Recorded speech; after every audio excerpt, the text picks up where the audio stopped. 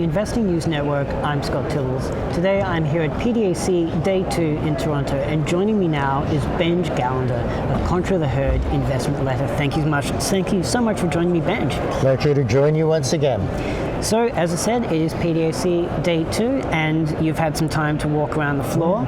You would have noticed some empty booths. What are your thoughts? Well, absolutely. I've been coming to this show since the 80s, and most years, and I've seen it change pre-BREX and after BREX, gold prices up, gold prices down. I don't remember ever seeing empty booths like this, and I didn't know if it was because of the coronavirus or they didn't rent them out. But from what I understand now is a lot of people just decided not to come. I know at the investment letter forum that they had yesterday, 3 of the investment letter writers didn't show up. And a lot of people, they don't want to shake hands with you. Maybe they'll give you a little of that, or just kind of, But people are very, very wary. And what are your thoughts on the people not turning up? Is it an overreaction, underreaction? Do you think that it's affected sentiment, seeing crowds slightly down? Well, I think if this had been 30 years ago, you wouldn't have had the frenzy that we have now, because you wouldn't have had the internet, and it just would have been a whole different ball game. It doesn't mean that the virus would have been any less dangerous, but right now it's front and center, and it's spread absolutely everywhere in terms of the media, and people react. So that's part of the, I won't say the new world anymore, because it's been like this since I went on the internet in '94, for a long time now. But that has changed. So do I think it's an overreaction? Part of me does think it's an overreaction. At the same time, people don't want to put themselves in the way of sickness. So I can see why they're doing what they're doing, but it's just the beginning, and how long it will last, I don't really know. If you look at the way the frenzy has changed in the past 2 weeks, it's been more than exponential. And given the way that a lot of stocks are moving around right now, how has it changed the way that you're watching the market? What are you looking for? What are you investing in? How has it changed the way you're approaching the way you go about your business? It really hasn't. I mean, I've been doing this for so long. It hasn't. I mean, we profited a lot because we own a company called Alpha Pro Tech, and we bought it at $1.17, and they do business membranes for roofs, but they also do face masks. And every time that there's one of these scares, H1N1, SARS, etc., the stock goes crazy. So it went from $3 or $4 2 weeks ago to touch $40 last week. I mean, we've made an absolute fortune on it, and as you know from our past talks, we're always looking for stocks to go up 100, 200, 300, 400%, but we've never seen anything like that happen with one of our stocks. Right now, if you'd asked me, say when we were in Vancouver, our stock watch list had diminished the lowest number of stocks that I remember. It had gone from about 350 after 2008 to less than 200. If I did a review right now, the number of stocks would go up quite a bit again. I'm seeing a lot of companies that I've been interested in that have gone way down in value or way down in price, and they're far more interesting. The question is, when is a good time to make an entry into the market? And as I think you know, last year, I did not buy one stock for the portfolio, which I had never done before, because I thought prices were too crazy. We still own 2021 stocks, but I wasn't adding to it, because if we get hit, and you've heard me say I expected a recession before the end of 2021, if we get hit and we lose money, and I mean, our 10-year annualized return is 18.4%. It's among the best out there, but we've had losing years. We will still lose money, but say we lose 10%. If we lose 10% on half as much money, we're in much better shape. A lot of people don't think of that, but it's the nature of the beast. And So given that we are at a resources conference, let's take a look at that. So on Friday, just a few days ago, the gold price hit a little bit of a speed bump. What are your thoughts on what was that? You know, the common refrain is that gold is where you go when you are unsure about things. People are very unsure right now, yet they were selling out of gold. What are your thoughts? Well, I talked to my business partner, Ben Gallander, about this. Actually, we were emailing. And I said, well, yeah, it's gold for safety, which I've never believed in. But people go into things because they believe it's true. But if you look at the price of gold when it went from $250 to about $850, and people were saying it's going to 5,000, 10,000, which I thought was a crock. But then it came way down. So it was down to $350. Then it went up and touched about $1,900. Again, a haven of safety. Then it went down to about $750. So I don't believe that at all. I believe it's a good alternative. If the economy gets really, really bad, if the value of money is so defaced because they print too much of it, gold is something to diversify into. But then they also talk as the American dollar is a safe haven. But when the American debt increases by $1 trillion in a year, when the deficit keeps growing, during what I've said is the good times, unemployment was way down. What they did in the States made absolutely no sense. It makes no sense what we're doing in Canada with debts and deficits. So now that we're hitting difficulties, they don't have as much ammunition in the tank. Interest rates are way down. I'm very curious to see what governments are going to do, because not only do they want to do something good for the economy, they want to get reelected. Yes. But they've played it very poorly. I've been very, very vocal about it. But you know what, Scott? They're not listening to me. But it's the way it goes. Okay.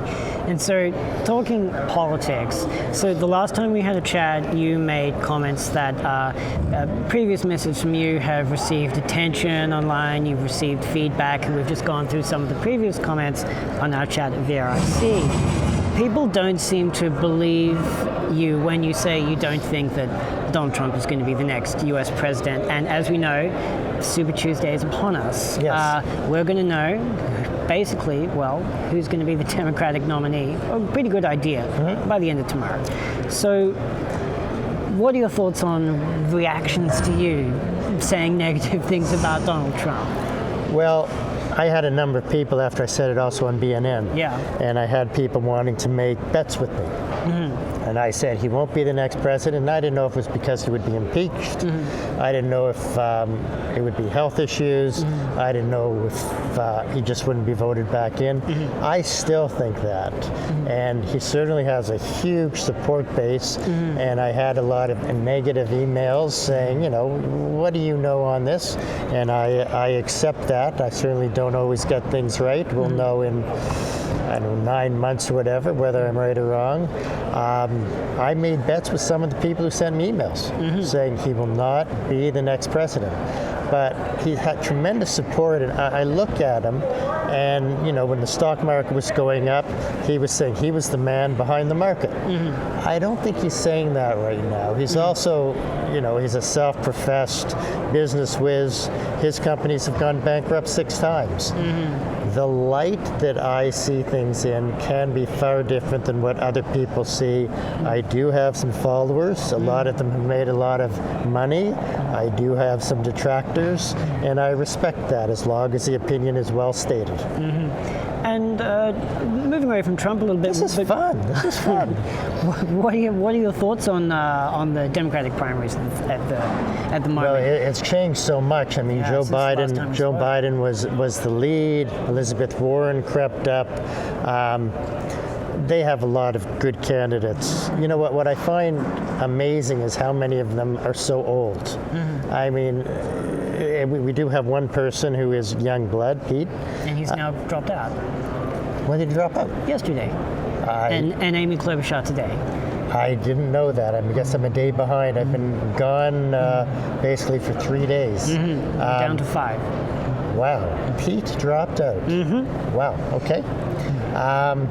So we're down to 5. I think that almost any of them, probably any of them, could beat Donald Trump. I think there's an excellent chance. Joe Biden, I think he's old, but Donald Trump is also very old. I think that what will happen is the Democrats right now, they are bashing each other. But what will likely happen, I think they will emerge and back the candidate who wins, and they will go in full force. And they don't have all the negative baggage of the last election with Hillary Clinton, because there was a lot of negative baggage, and a lot of the vote for Donald Trump was just a vote against Hillary. I don't think we'll see that in the same way as we saw last election. There'll be some negative, but I mean, if people want to look at Donald Trump and say, why wouldn't you vote for him? I mean, the track record speaks for itself from my perspective. Other people will disagree. Yeah, and just so that people are caught up, the main point that you brought up when we spoke at the RSC was that you like consistency and knowing a little bit about who's steering the ship. Yeah, and that's a great point you brought up, Scott. Donald, to me, he's a very short-term thinker. He's very much reactionary in the moment. I like to know that somebody who's steering the ship is very stable. And I think that's important, has both a short-term and a long-term vision. And that's absolutely critical, especially because it's the U.S. economy. And the U.S. economy is still, I think, the main driver behind the world. And of course, you've got the Chinese too, and they're suffering. But the U.S., very, very important. Okay, and final subject, I'm interested in talking to you about the merits of site visits. What would you say an investor can learn? So at a conference like this, an investor can learn a lot about management, they can get the pitch, they can learn about a project. But a site visit, going and kicking rocks and having an idea of what's going on the ground. Do you have thoughts on this front? Absolutely. I mean, at Contra, they heard we do a tremendous amount of research before we buy a stock. It's both the financial research, ratios. We look macro, we look micro. We also talk to management. At a show like this, it's a phenomenal opportunity to meet management, and I've met many, both in companies I'm interested in and in companies I own. So site visits are very valuable, but it's the same philosophy as talking to management. You have to be wary, because a lot of people just want to sell you a bill of goods. So I learned a lot after 2008. I learned how to be more cynical. And being cynical is very important as an investor. So if you go on a site visit, if management is saying some negatives, this is good. You want the negatives. You want to ask about the negatives. Before I buy a company, I go back at least 4 annual reports and look at what the CEO has said, maybe the president has said. I want to see if they predicted that the company won't do well and it doesn't, that's one thing.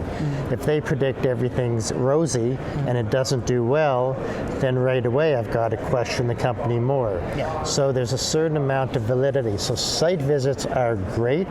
With Alaser, Phil, who works with us, who you've interviewed, he went to Turkey and looked at the company on the ground. And I mean, when he came back and we talked, I said, so are you cynical about the company? What did they sell you, basically? And I literally just talked to them, and they were giving me the good, the bad, and the ugly. A lot of companies don't do that, especially a lot of real junior mining companies where there's a lot of hope and a lot of hype, and there's no revenues, but oh my God, those revenues in the next few years are going to skyrocket. Be wary. I've learned over time you want to have some revenues or very soon, and you have to be wary of dilution. I've been doing this, unfortunately, for over 40 years, and over time you learn a lot. For investors, talk to management, read widely, and study, and be patient. Be very patient before you invest. So your main tip for people on site visits would be critical, be cynical, and try to cut through. Exactly, and I'll give you one other thing. I love traveling. So often if you're going somewhere, I would suggest you take an extra few days and look around. Whether you're going up to Cochrane, Ontario, or you're going to Turkey or somewhere else, enjoy yourself. And a great way now to get value, and I said this after 9/11 too, one of my best sellers came out, the Contra and Investors 13, and I was telling people, invest in KLM, an airline stock, and I got trashed for it. Now we ended up selling out at 4 times. Yeah. But right now and going forward, there's going to be tremendous value in flights and tremendous value on trips and in packages. So you get a chance to go places at highly reduced rates. So to me, that's a great way to have a bargain. And remember, if you're saving money on that, you save money based on your tax rate, so to speak, your marginal tax rate. So you don't just save $1,000, but if you're in the 50% bracket, it's like saving $2,000 because you have to earn $2,000 for that $1,000. So you save by saving money effectively. You put much more in your pocket. Having fun? I love this. I love our segues. Unfortunately, we're going to have to wrap up on that note. Darn. We'll look forward to next time, Scott. Thank you so much for taking time Always to a pleasure. We'll be brave. You're still and shaking shake hands. We're doing it. We're doing it. And with the Investing News Network, I'm Scott Tibbles, and I've been having a chat with Benj Gallander.